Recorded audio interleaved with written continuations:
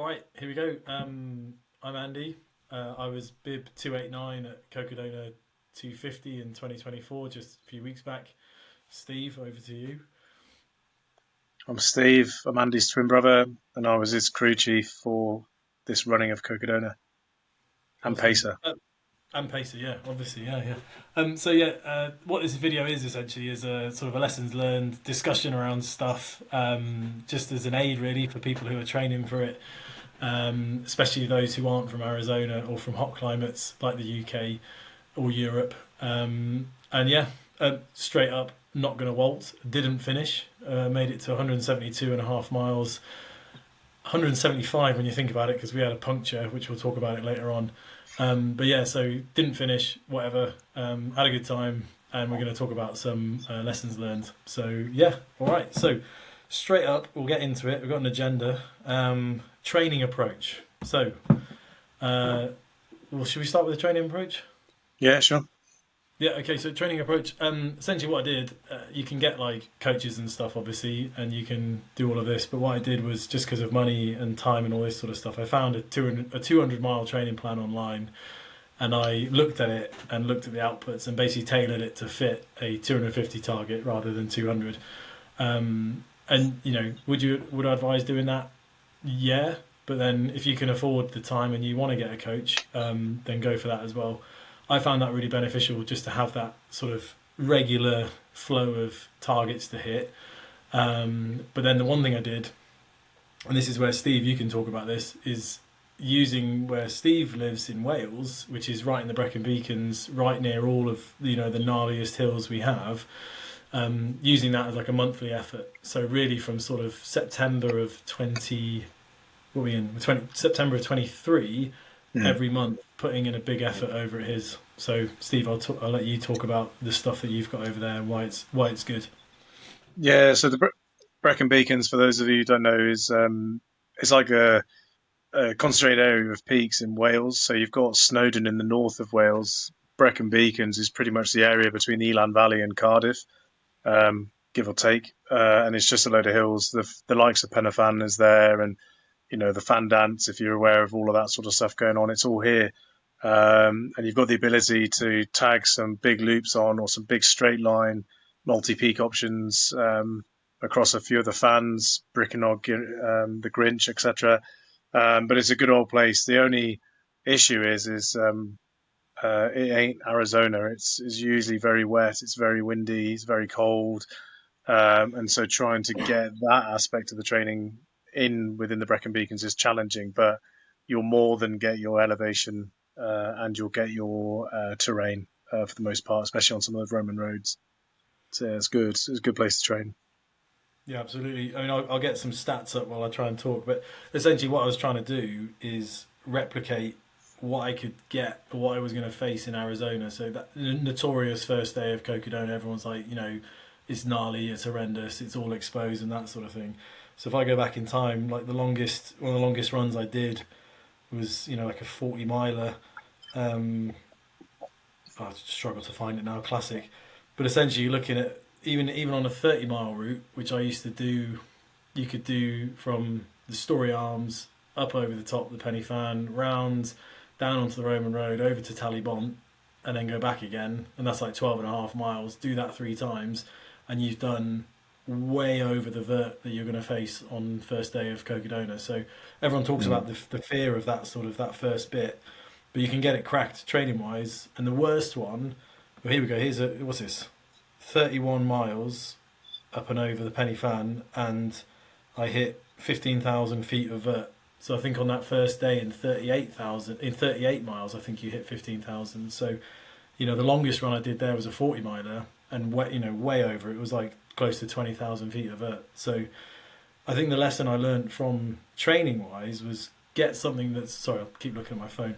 Um, the reason I use the Brecon Beacons is one, proximity to where I am down in South Somerset, but also because Steve's there, it makes it easy for going to your house and staying there.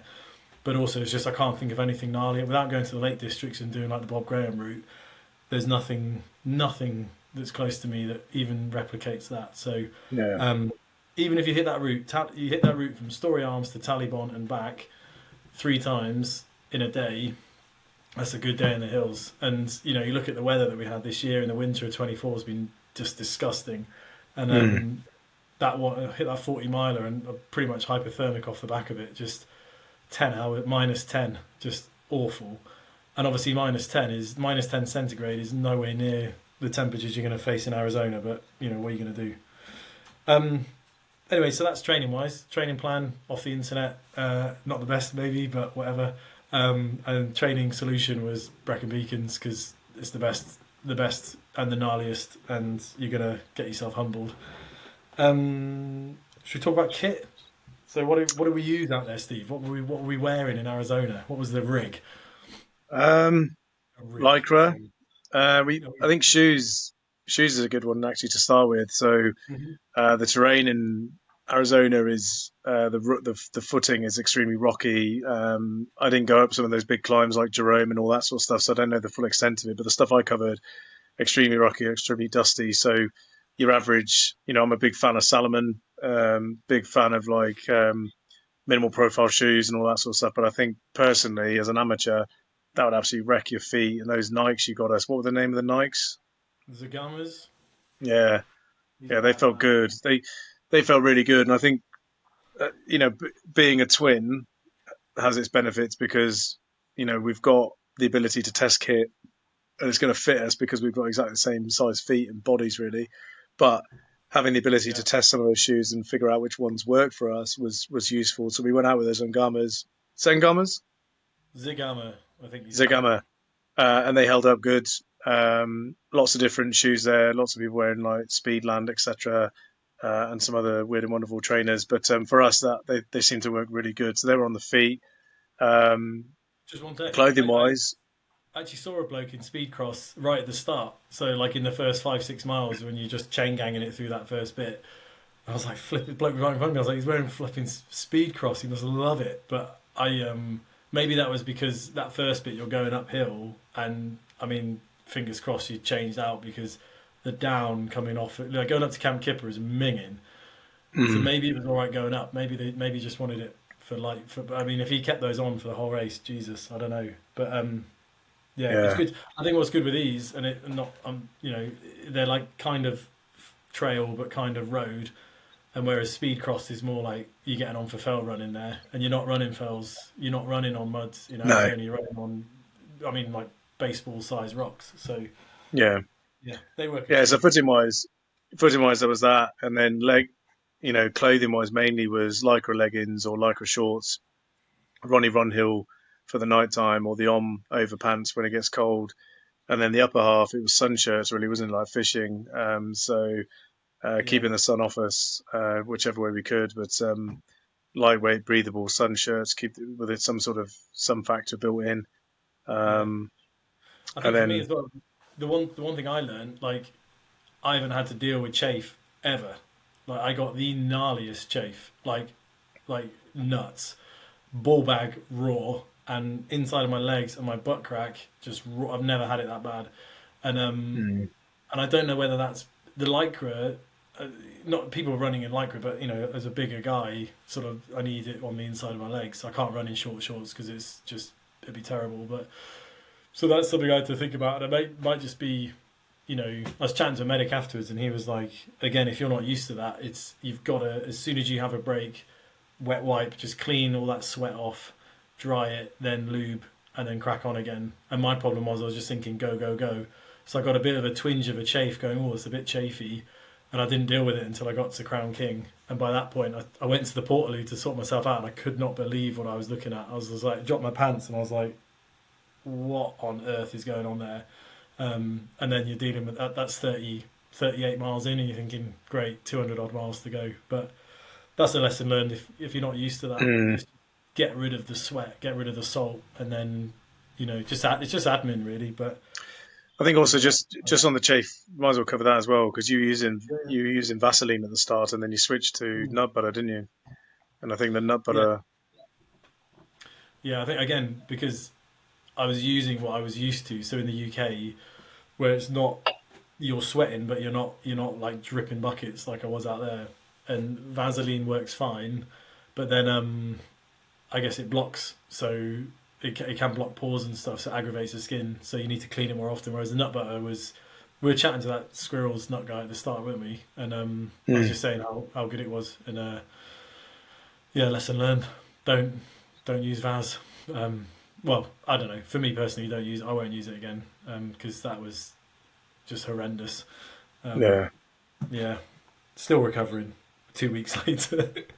Yeah, poles. We'll talk about poles. So again, when we're up in Brecon and we're using, going up Penny Fan for like the 10th time or whatever it is, or going up Jacob's Ladder and you're hanging out, absolutely using poles. But then on my local circuit here, I've got like I got a few routes around here, like 10 and 20 milers, but it's not as undulating or not as steep to use poles. So I was forcing myself to get ready for poles, knowing that when we went to Arizona, poles were going to be in. Not everyone used it. Like, look at like Nathan Butler carrying his flag. I don't think he used the pole the whole time. He's just carrying the flag. So you don't have to use poles. But for me, I was thinking I'm not used to running with poles because I don't have to. So that's something definitely to consider. If you haven't used them before, use them and train with them. And actually, by the time it came to using my poles, absolutely fine. And there's plenty of videos. I think Tom Evans has got. If you look at Tom Evans's his Instagram, he's got a pretty fluid style. You can emulate that. He's all over it. But yeah, that's another one. Just poles. I think they definitely came in to help, especially in like the likes of Sedona, or even at night time when you're coming up through Sedona and you've got that climb coming out of it. That it really helped, especially in the heat of the day. And then some of the night moves around Deer Park, Dead Horse Ranch, that sort of stuff, coming into those areas, especially coming out of where would we have been? It's Jerome to Dead Horse Ranch. It's that bit there. There's undulating, quite uneven places, and poles, even just to stop you piling in and falling over, I think helped. The only frustration is the tick tick tick tick tick as you're on the tarmac as you're coming through the bit. Yeah. So yeah, but apart from that, they're good, and I'm a complete pole novice.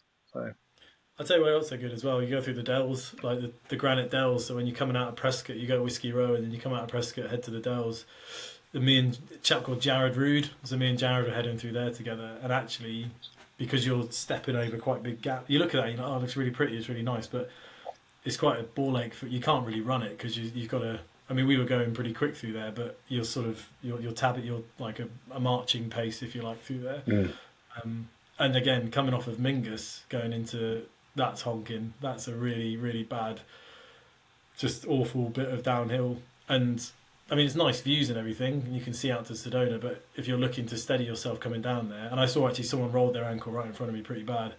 They had a pacer with them, so this lady was okay, but yeah, she was covered, but yeah, she went over a couple of times and wasn't using poles, and I was just, pegging away going down. So, cool. What else? Should we talk about anything else for kit? Chest rig and all that. Yeah, so I use an Ultimate Direction adventure pack. I think it's a 17 litre. Why do I use that? So the first leg, when they mandate, they say like you've got to carry or have capacity for 4 litres. And I was just like, yeah, no worries. I'll just put it on my back and go because it's not a lot of weight. And I didn't realise that the first aid station, which is Cottonwood, which the Pseudo Canuck runs, and everyone's there just whipping these empty bags out and these empty bladders and started filling them. I was like, oh shit, they've been running for like 6 miles and they haven't been carrying any weight, whereas I've been carrying I had 7 litres on me, I think it was. I'm not bothered because whatever, it's only 7 kilos. But I run that Ultimate Direction one purely for the capacity, just because I think I'm going to have 3 litre. I've got a Raid Light 3 litre bladder in the back. I've got 2 bottles on the front. Little hip pack, little Ultimate Direction hip pack. I put bottles in there, and yeah, just big capacity. And people run smaller capacity. Some people carry hardly anything, but I think you've got to weigh up the risk of relying on water stations. And I know at the water station that's just shy of going up Lane Mountain, there's a tiny creek which was pretty much green with algae. I had my life straw with me. I could have filtered the water, but it was minging. And they actually had 4 or 5 of their big bottles of water, big Bowsers of water stolen the night before. So instead of, you could go there and they said 1 litre before you attack Lane Mountain. But because they had the water stolen, it was down to half a litre. And some people went into that aid station completely dry and they were like, there's half a litre. And you're thinking, and Lane Mountain, that's no joke. Like, that's a big climb. You've been climbing all day at that point, like 30 odd miles, and then you're like, yeah, go bang out another five uphill on half a litre. Mm. And I think people really struggled there. So my advice would be go big. And if you want to rip it all out at Crown King, go for it. But just have that capacity and carry it. That's Mm. yeah.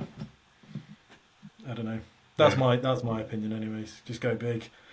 Um, I what didn't else did I realise say? people were running without them at the start. That makes sense, but Yeah. again, Well, it makes sense. I mean, I didn't even think about. I just read the rules and it said like you must have capacity, and then you read again. It's like you don't have to carry the water. But I mean, there was a couple of stops. You had the Cottonwood stop. You have a water stop, and then a Cottonwood stop, and then there's another one. It was like frozen grapes, and these dudes are going nuts giving out frozen grapes, and I was like, I don't really want a frozen grape, but they were bloody nice. So I had a cup of frozen grapes. Bloke he's dressed as a bunch of grapes, which was pretty good morale at that point. Um, but yeah, it's interesting. Just people, it's just risk versus reward, and I think showing that aid station had its water taken and people were piling in.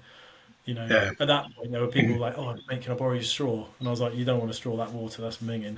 But Mm. anyways, just it's up to you. We're all adults. Hang on, my list has gone. One sec. Should we talk about getting there? So from the UK, this is UK Yeah, specific.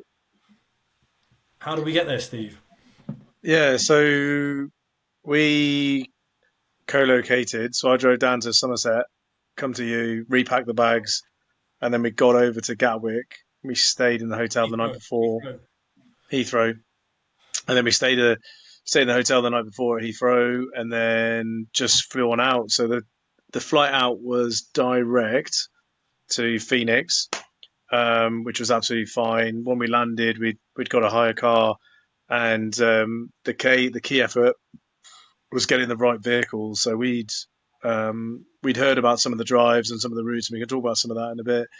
We knew we needed a truck. Also, we don't have trucks like the Americans have trucks, so it'd be a bit of a novelty to drive one of those things. So we applied for an F-150 and we got a Dodge Ram.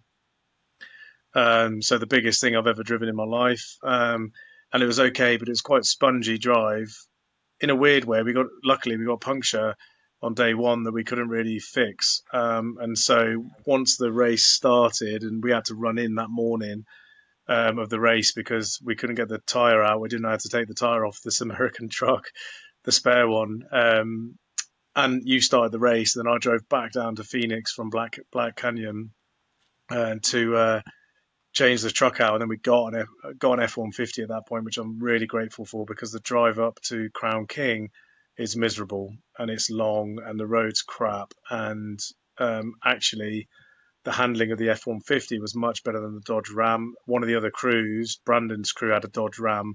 They got a double blowout on the way back. Loads of people getting blowouts on the way down from Crown King. They got a double blowout before Whiskey Row coming off of Crown King, and Wow. they said the back end on the F-150 was getting out.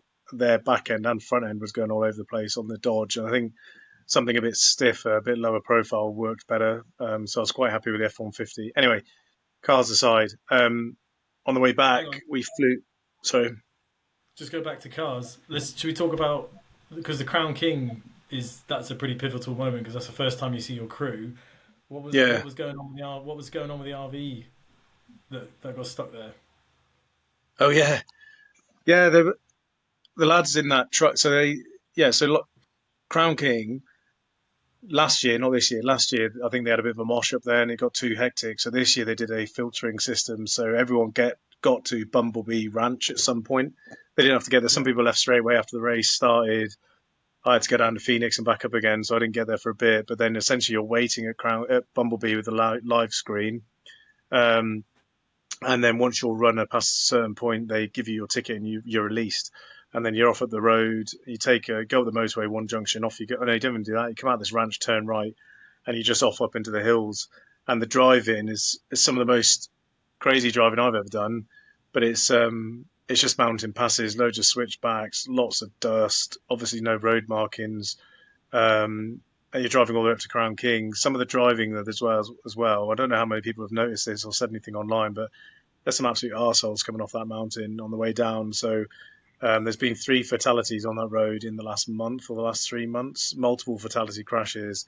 and people just driving. Once they'd seen their runners, like some of the earlier runners, I think some of those crews were just thinking about the next thing, like go, go, go, just driving like Right. arseholes, which wasn't really good. And a lot of people were talking ill of certain cars. I won't say which shape and color, but and model, but I think we all know the ones. Anyway, so that was that. Get to top of Crown King, everything was fine, and then some lads had taken a longer RV, and once they'd driven up to it, like this thing was like something you'd road trip across the states in. It was massive, and Mm. then they'd realised that they couldn't turn around, so they tried to do like a weird 3 point turn, and basically went up a slope, reversed up a slope, and then just grounded both ends. And because I didn't really understand this, but it's because of the lack of or the presence of diff locks. Um, it was rear wheel drive as well, which was mental given the size of it. But because the diff lock was or wasn't there, I can't remember which one it was. One wheel was just absolutely caning it.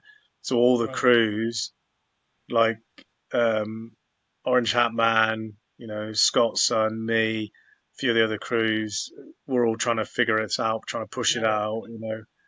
out. Yeah, Garrett, yeah, and we couldn't get it out, and then they just had to leave it, and so we were doing this weird like one in, one out to get off the mountain. But then later in the week, we saw them again at Dead Horse Ranch. They were there, so they obviously got it out.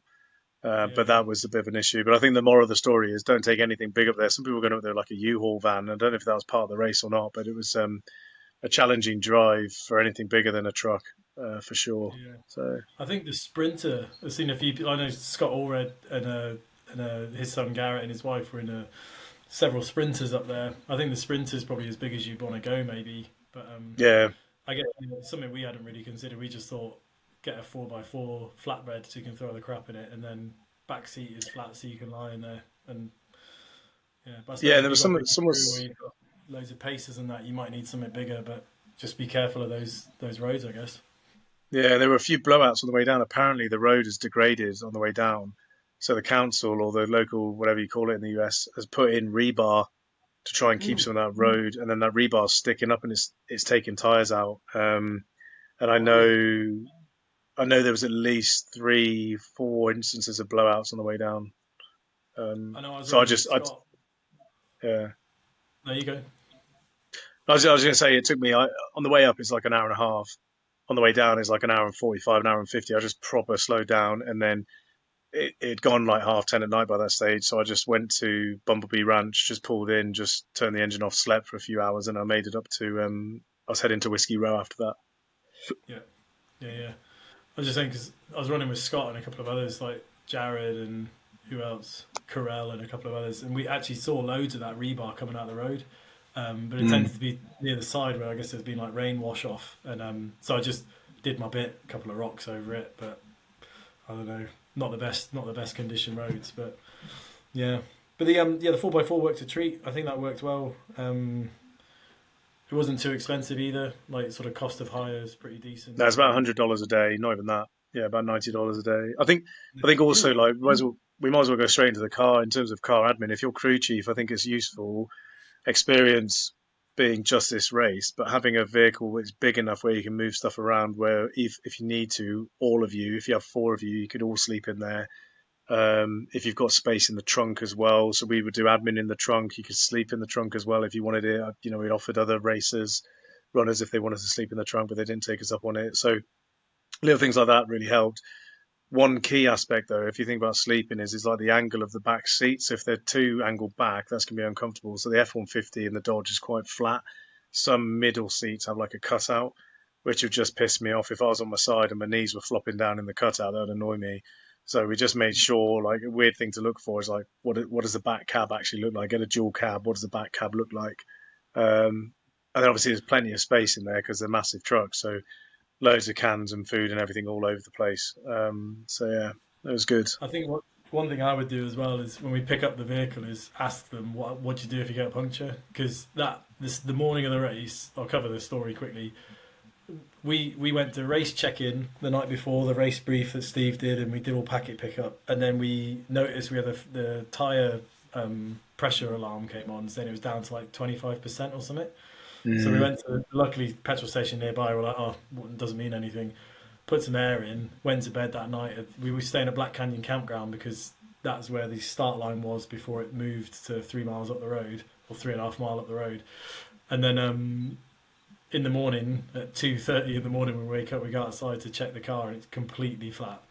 And it's like, oh sugar. And yeah, anyways, so we got ready, and then we were like, yeah, no worries, we'll get on Google. Luckily, had signal, so we could look at the internet and YouTube how to change it. We just couldn't change it, so frantic efforts to get this truck jacked up to begin with, and then getting the wheels off and all this stuff. We just couldn't get this thing off. Didn't know how to do it, and looking at the clock, going, and then Steve said the day before, he's like, do not be that bloke who turns up at 4:45 and says, can I have a tracker? Because there'll be a massive queue.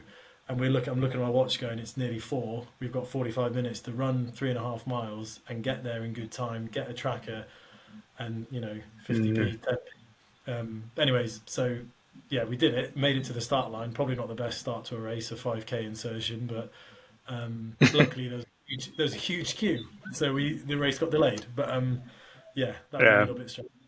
But anyways, yeah, yeah. Just work out it how was to change it. useful in the campsite. There was a guy, Tom and his crew, Tom Watson and his crew. Yeah, We were running, and they gave me a lift back, and they showed me how to take the wheel off. So there's a hole in the bumper that we did not. I knew there was something there, but I didn't realize what it was.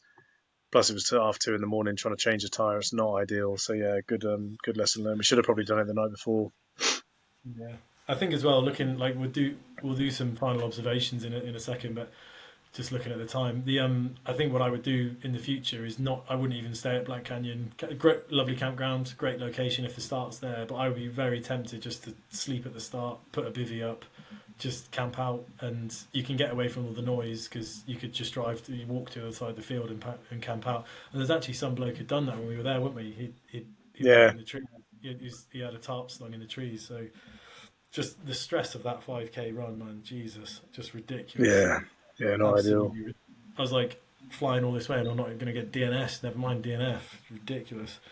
Um, all right, hotels and rest stops on the way. What do we do? We had a night in. We had a hotel. You got a hotel in Whiskey Row. Yeah, I mean, this is where the likes of previous videos from other runners, the likes of Wes Plate, etc., come in because you hear some people saying we're going to go to the hotel now, and you're like, hotel?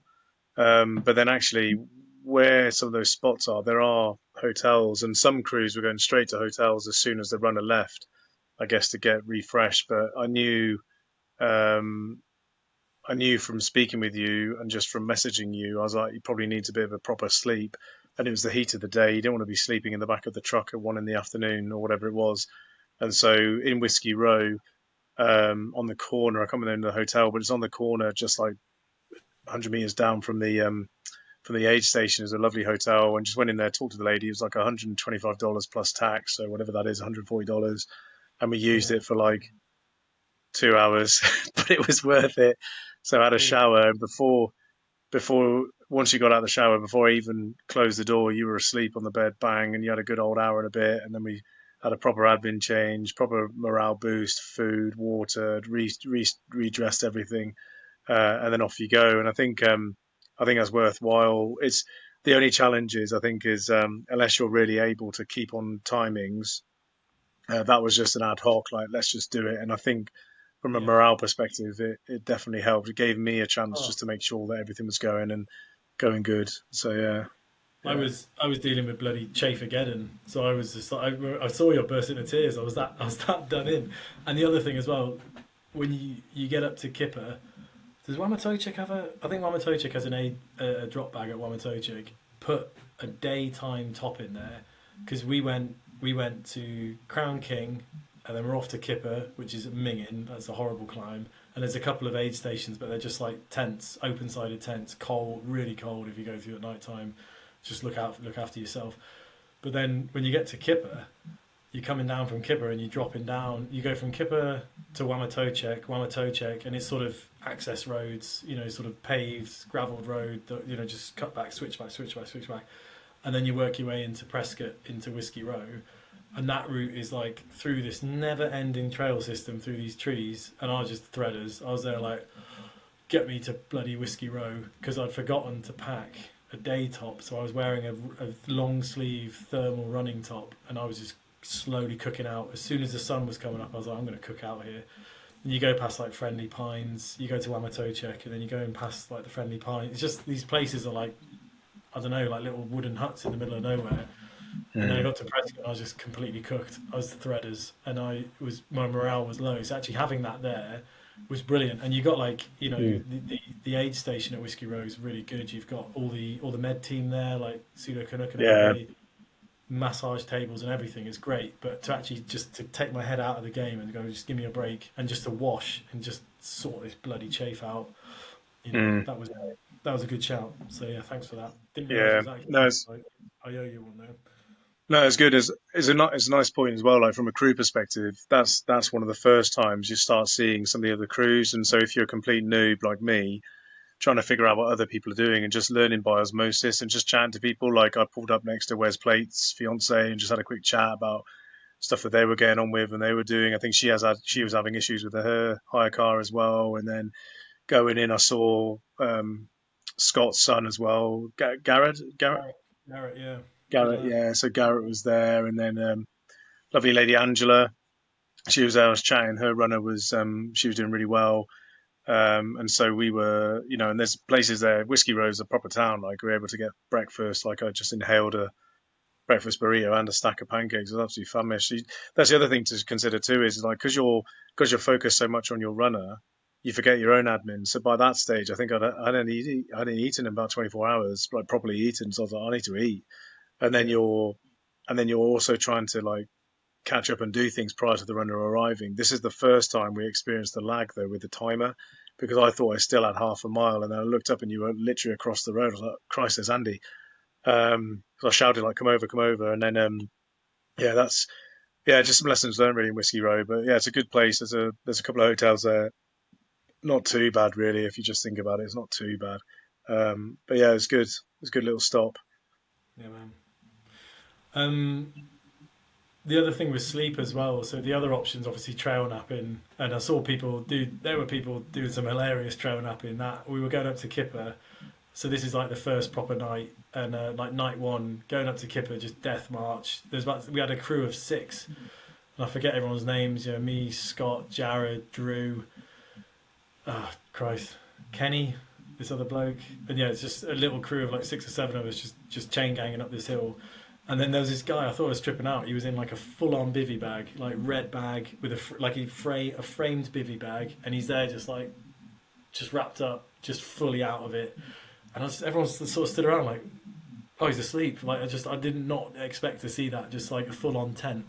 And then other times, like that night, was it second night when you and I we went from Iron King through Fane Ranch up over Mingus. I then said au Yeah, revoir at Mingus, dropped into, so that was night two, and I dropped down into Jerome and then onwards. So it would be night three that you and I ran from Deerhead Pass to Dead Horse? No, good. Dead Horse to Deerhead. And dude, the amount of people I saw like gonking, just running along, and Walt and Jackie, legends, and this is I was running along, and Walt just like boom, just jumped out of the ground, like in a movie, like a zombie jumping out of a grave, and I was just like literally in my face. I was like, "You're right," and I was so gone, I just didn't recognize him, and he was like, "You're right, Andy." I was like, "Yeah, yeah, nice to meet you." And he's like, "No, it's Walt." And anyways, there were just people all over that stretch, and it's where the bio Mm, crust is. So they say like don't break trail because it's really really important environmental space. But there were just people asleep all over there, and I kind of wondered because I fell asleep on my feet at that point, and I fully tripped out. I was having a conversation with a bloke about going into his Chinese restaurant, and I was like, "Yeah, mate, I'm coming in. I'm having quarter duck. I'm gonna have Chinese chicken balls. I'm gonna have this," and then I was just like, "Whoa!" And I was talking to a pile of rocks.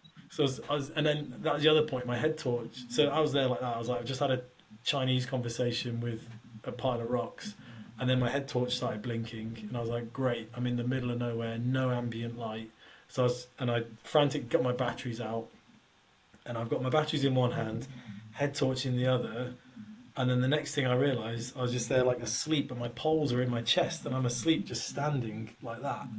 And I was just like, mm, what? Like just crazy. Like the levels of tiredness I've not seen. I've not been like that. Even in the army, I haven't been that tired. I fell asleep on my yeah, feet before, never like that. And then yeah, I had a couple of trail naps, but nothing. I mean, I had one. It was like a 40-minute one, and that was coming off of Jerome. Actually, heat of the day, I just went under a tree and had 40 minutes to myself, and I think Yeah, that was good. That reset the clock, but nothing like Whiskey Row actually getting into a bed. But it's budgets and everything, isn't it? Whatever you can afford to yeah, do, but, and how much time you've got, you know. yeah, yeah, Yeah, yeah. Anyways, yeah. you're going to be tired, I guess. That's the lesson there. Um, just looking at we're 35 minutes. We better start wrapping this up. What do you think about paces? What? Because you were just going to crew me and then come in from the final bit from Tuthill in. What made you change your mind? Why did you come in early? Yeah, I think it's probably worth just talking about timing. So when you came into Crown King, you were 4 hours ahead of your fast time. And I said, if you remember, I said I didn't want to tell. I said I don't want to tell you this, but I need to tell you this, but I don't want to tell you this, so just forget it. But you were 4 hours ahead of your fast pace because I knew there's two things that are going to happen. Either you think, great, I'm going to keep going at this pace, or you think, actually, I could chill out a bit and Yeah, I can still get ahead of my fast pace. And I didn't want that to happen. And then as the fatigue of the race kicks in, um, by the time I'd said goodbye to you in Whiskey Row, we were still ahead of the fast pace. But yeah, then I went fishing, and it just turns out where I was looking to go fishing was at the Granite Delves, that lake Granite there, Lake Delve. Watson. And Yeah, I didn't realize you were going to literally come past me. So I saw you and I looked at the timings. I was like, dude, slowing down. I was like, he needs to move. And then I suddenly realized that actually, if we don't get the next stage right, which was Iron King, Fane Ranch, Mingus, um, it could go to pot. And so that's yeah, when I said to myself, I was like, right, go get on the pacer now rather because I was going to wait all the way until Fort Tuthill. And I'm glad I didn't because we didn't get to right. Tuthill. We got to the water station before it, Yeah, or Munns Park, whatever it was. So this is where the complexity comes in though, because it's a one man crew, one man pacer, just me. So I was able yeah. So to talk to Tom's crew, Monica and Lisa, awesome. Drop the rig at Iron King. You come in, get changed, get ready, or we get replaned, whatever it is, and then off we go. And then I had to get. We made it to Fane Ranch to satisfy stop in and out of that. Reality is probably should have had a sleep there because within yeah, 2 hours you were having a nap on the floor next to a building with your man Jed. So reality is we should have probably had a nap there or made more use of it. But again, we want to get going, get ahead on that pace. So there's all this like mathematics you need to be working as a pacer, like hot maths I was calling it, basically speed, distance, time. But having those yeah, two timelines of fast and slow and having some sort of happy medium. Anyway, after we came out of um, Fame Ranch and got up Mingus, that was a slower climb than I think we were expecting, and we were actually behind. Then we went from 4 hours and ahead of Whiskey Ranch, Whiskey Row, and by the time we got to Mingus, I think we were half an hour behind, and so much so that Tom, who'd slept at Fane Ranch, caught us and passed us just before Mingus, the top of Mingus. So just a lesson learned there, I think, about sleep admin. Like yeah, admin's important, but forcing yourself to rest, knowing that it has a positive impact afterwards, is important. yeah, Um, the the other thing was the Fane Ranch move. One thing we realised, or I realised, going back to army days, is you don't need to keep checking your tech all the time. If you no, know what your bearing is, you know there's a hard feature like a motorway or a road coming in within like a mile and a half. Just look up and use the stars. So it was like yeah, Orion's belt, but it wasn't. There was a series of stars, and essentially you could say, "There's my bearing." They're not going to move fast enough for me to get lost because I'm not. The stars don't move that fast. So you look up, say, right, boom, boom, boom, take between those two stars and just go, and yeah, you're just focusing on what's in front of you on your feet. You're not constantly wasting time and battery life looking at your tech. So use yeah, the stars for navigation was useful, and that helped us out. Also, if there's more than one of you in a group, don't all of you have your head torch on. It's just wasting batteries. yeah. Um, A we lot of talked it. about that, but we didn't really practice it. So Yeah, I think with the that point about checking tech, that Fane Ranch bit, there are parts of that where it's Ming and Nav because you're literally we were looking like flag to the next flag. Oh, it's over there, next flag, and it's the route is zigzag zigzag, but there's a bit where it's about 2 miles. You're just you're just handrailing a fence, and you're just yeah, like just just, I mean, I didn't look at my watch. I looked at my phone when I was on my own and bloody having the Chinese takeaway talk, and I was like, where the hell am I? Am I still on track? And oh, yeah, I'm okay. I'm just, whatever. Mm. Uh, but yeah, that Fane Ranch at night, daytime would be a piece of cake going across there. Nighttime, different kettle of fish. Yeah, But you're right. You're right. Just pick a bearing and stick on it, and yeah, you're not gonna deviate from the course. And it's a bit you're bushwhacking anyway, so you're not gonna deviate from the course that much. But um, yeah, it's a good point. yeah. And yeah, And then, I mean, we were going up Kipper like a bloody like a festival. Like everybody had their lights on. It was just it was like daytime. It was mad. yeah, But the reality, there was a full moon. I think there was a big moon. Milky Way was out. You could probably just pick the route yourself without lights on. But you know, yeah, yeah. yeah, I think the other bit about that is that when we got to Mingus, it was a case of trying to get that vehicle forward. So yeah, again, Lisa and Monica got me back to Iron King. I then drove from Iron King. They went into town to go do some laundry, etc. I drove Iron King to Deer Ranch, tried to have, or Dead Horse Pass, sorry, tried to get 20 minutes sleep, 30 minutes sleep, waiting for them to turn up. Their runner, Tom, was caning it off the top of Jerome. And so we then had to get to Jerome Rapids. So then I got to Jerome, waiting for you to come off of Jerome to then go. Um, Tom had already been in and out, and he went. He was on his way to uh, Dead Horse Ranch from Jerome, and then I waited with you. You came in, and then we both went, and then that's where we just kept going. Then, so the car was at Deer Pass. I left it at Deer Pass. That was it. yeah, Um, and then no, we went Jerome to Dead Horse Ranch, ran. We got to Dead Horse Ranch. You were like, legs are good. I'm going to keep going. I was like, awesome. I then pedaled to Deer Pass. You came to Deer Pass. At this point, we were back on time, but we had an enforced hour's sleep to make sure that you got the hour's sleep you needed, yeah, and then we left Deer Pass with about 20 minutes before cut off on purpose, not from bad admin, on purpose to make sure we had the longest sleep you could get, and then we yeah, yeah. made our time up on the move, which I think was sensible. It's just crazy though, and you're right. You look about that time thing, like going into Crown King 4 hours ahead of fast time, and that fast pace would have brought me in at 107 hours. I think it was. It was like it was. We Mm. were. I was doing well going up that first bit, and then you look. I mean that you're talking 90 miles later. I'm like 20 minutes from cut off, and I think that's that degradation of mind and body. Again, longest run before this was 40 miles, so to go Yeah, 170 is not bad, but um, I haven't been that tired. Like your brain just goes, and I think without you, I mean, I wouldn't have seen you if you'd come in at 4:30. I would be like, yeah, cheers, I've just DNF'd. Let's have a cup of tea. You'd be like, yeah, mega, thanks for that. But I think you coming yeah, in was at that moment in time a massive kick in the ass that was definitely needed. But yeah, I wasn't thinking around. I wasn't aware of the severity of the situation. yeah, And reality that sort of when you're leaving Whiskey Row, you're on pavement for like I don't even know, man, like 6 or 7 miles. You're just on pavement, and you yeah, could go.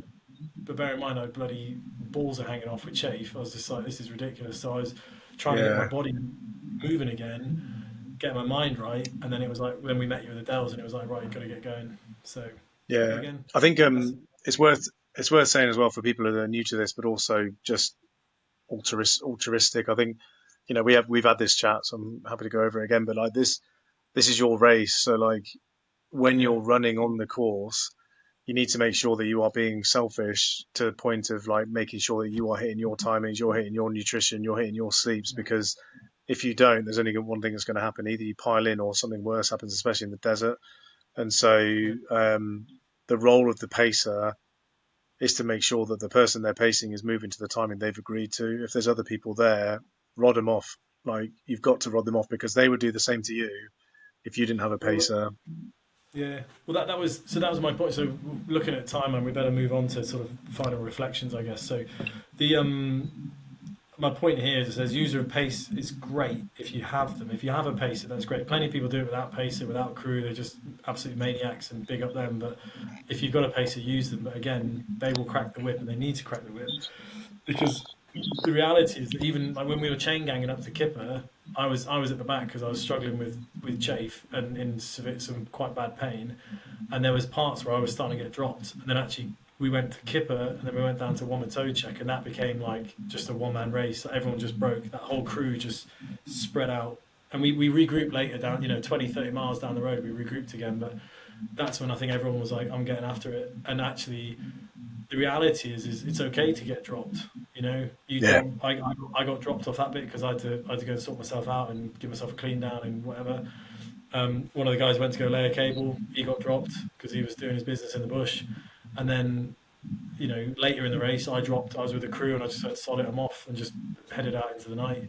So it's your race ultimately, and I think that's a lesson learned for me. Like I wasn't desperate to be with people because you can see people all over the place. And at night time, you've got. mm, I mean, we had head torches 20 meters in front. We had head torches 50 meters behind. But there was a time when it was just me. I literally turned my head torch off. This was Dead Horse to Deer Pass in the middle of nowhere, and I just turned my light on. I was like, I didn't even know it was like a white owl when you ski. I didn't know where up or down. I could have just fallen over, pitch black. yeah, But I think the point is it's your race, so just focus on you. yeah. Um, what are the final reflections have we got? It's obviously doable. I didn't do it. I made it 172 miles. We did it. I mean, you put in, was it 60, 66, 68 miles, something like that? Oh, oh, yeah, Yeah. So it is doable. People obviously do it. I think for me, the reality is like I'm a big believer in if you've got a goal, you do the training for it. No matter what it is. Like this was the goal. Right, I'm going to train for it, and I'm going to go and do it. And the proof is in the pudding. Doing fine. The reason I dropped was coming out of Sedona. I just going up Casner Canyon, and I just didn't have it. I forgot to have didn't have my bladder on me, so I had, instead of 7 liters of water, I had 2.5 liters of water, whatever it was. I was at half capacity essentially, and mm, started to go downhill pretty quick, and I had some electrolyte imbalance. Also, this is another thing for people not from the desert or that thing, the dust. Like I did not realize the desert was going to be dusty. As naive as that sounds, I did not realize. I only saw it at night time when I put my torch up into the sky to look at the stars, and I was like, bloody hell! It was like soup. And you're thinking you're breathing that in, and after 3.5 days of that, well, you saw me. I was hacking stuff up. yeah. I felt like my lungs were about that deep in just crap. So coming out Casner, and I was with, well, Walton, Jackie, Liz, Russ, who else? All the others, Christina, yeah, all those people who finished. Yeah, Christina, yeah, all those people who finished. I was with that Robbie, crew. he was there as well when you were piled in. Robbie came past. Yeah, and I don't know what it was, just dropped, and then we made. I was convinced I'd been there before. You remember I was saying like, mate, there's a water. Yeah, yeah, Yeah, yeah, he was here last week, or whatever it was. Or I'd moved. I was just talking absolute gibberish, and yeah. I that mean, was tiredness. What's that? it's probably worth just focusing on that actually, that decision point. So from Yeah. a pacer or crew chief perspective, it's probably you've got to be in a position where you can make that call. And so Andy was in a bad way. Like we've both seen heat stroke happen. We've been in Afghanistan and all that sort of stuff. We know how hot it can get. But when you're hallucinating, when you can't breathe properly, like we couldn't settle his breathing, we're trying nasal breathing techniques, like in, out, and out, stopping every 10 meters, whatever it was, couldn't settle. And so when I saw the volume of sweat coming off as well, like it was too much, It like was something was going pouring. bad. Like, Yeah. yeah. And when I'm The not like that, problem. noting that I've only done like 65 and a half miles at this point, um, I knew something was up. But also, I knew that the next water station is the ideal Kazivac point, not 7 or 8 miles down the road where I've got to man pack him on my shoulders and start tapping it out. It's not going to work, or tapping him out of the canyon, which would be absolutely horrific. That would be brilliant. Um, I get yeah, back so down there, and go see Howard Stern. I do that. yeah, so that was that point, and it was just a case of like you can keep going, and you could argue like, it's all right, we'll just lie down. And somebody said to you like, oh, you could have just run through that. I call bullshit. So you could have you could have tried, but you wouldn't have made Muns Park within time. So what was the point?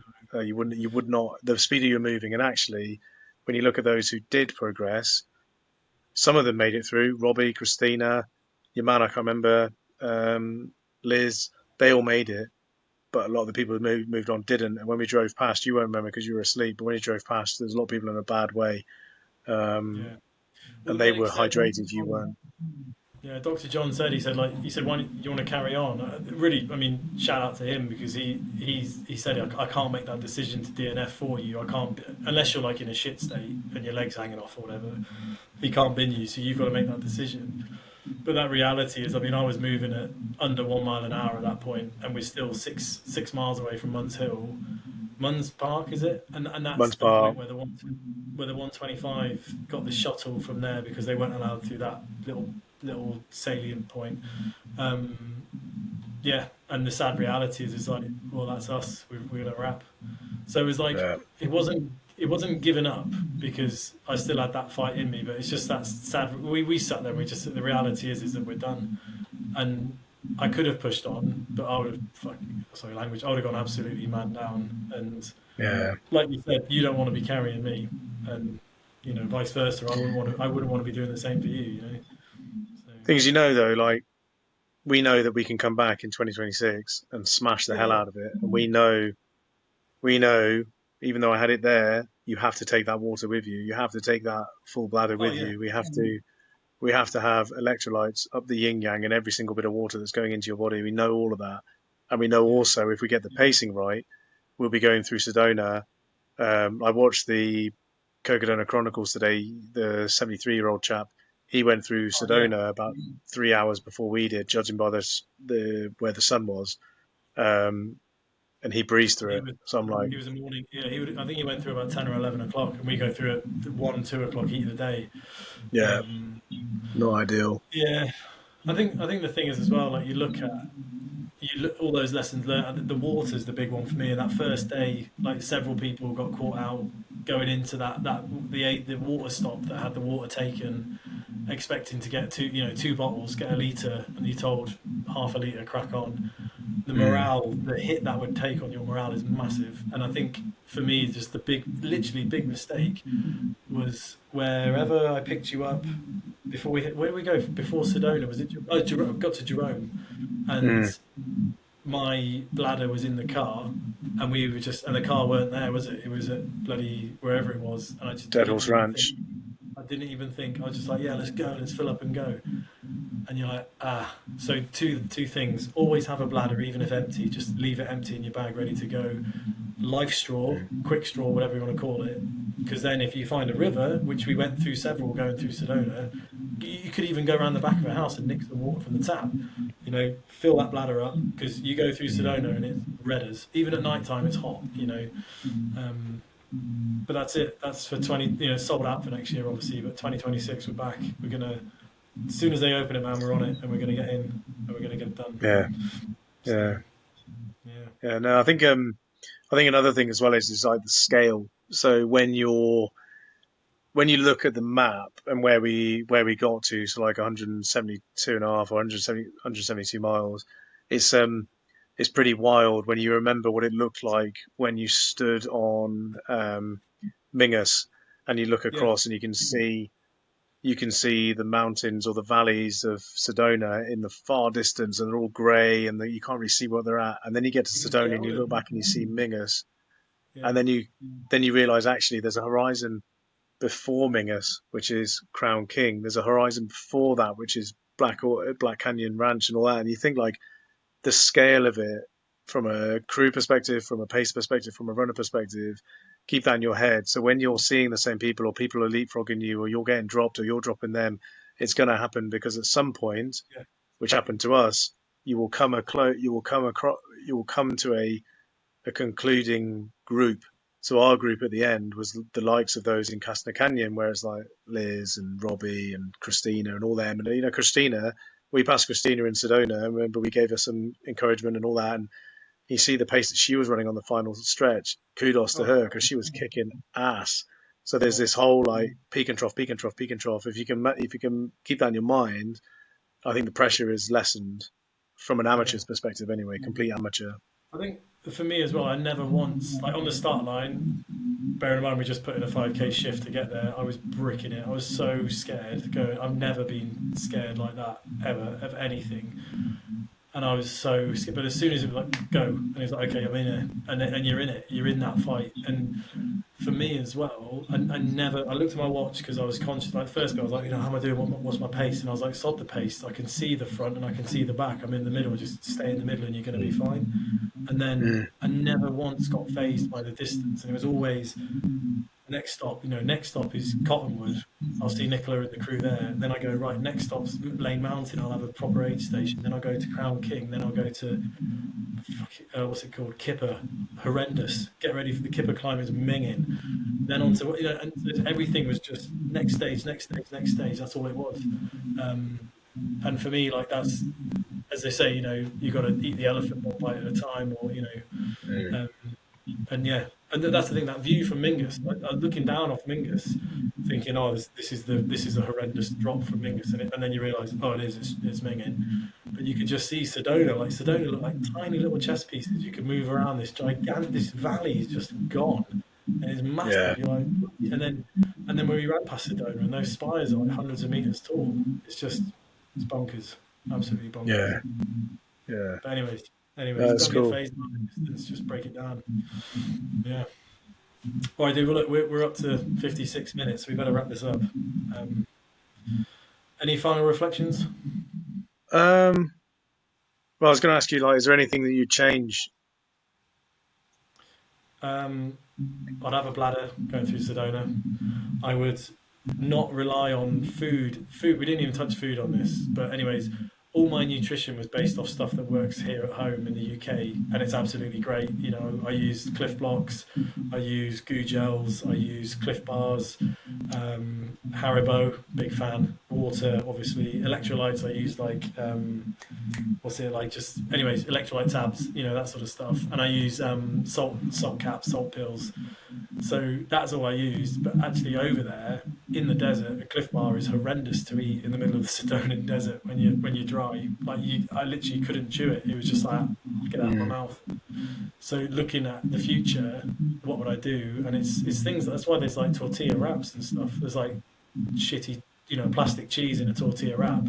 As basic as it is, you're going to Mm. eat it. It's going to go down. So I would change that, and I think maybe I'd run my race more, or be more conscious that I'm against the clock, and I'm not just like I'm going to hit 2 minute mile. And I wasn't complacent with it, but like going through the dells, I could have put a stride on then going into Iron King.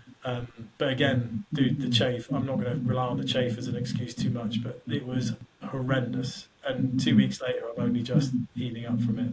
Um, so yeah, deal with the chafe, eat better food, drink more water, sleep a bit better, and but we did it, man. 170 odd miles, happy days. Yeah, Yeah, it's we'll be dope. back. It's dope. We'll be back. Yeah, Yeah, yeah. but It's that's it. awesome. That's it, I guess. I think the one of the final things I suggest is if anyone's watching this and they want to reach out to you, then please do it. And if Yeah, you're going for it, Instagram. best of luck, and we'll see your asses in 26.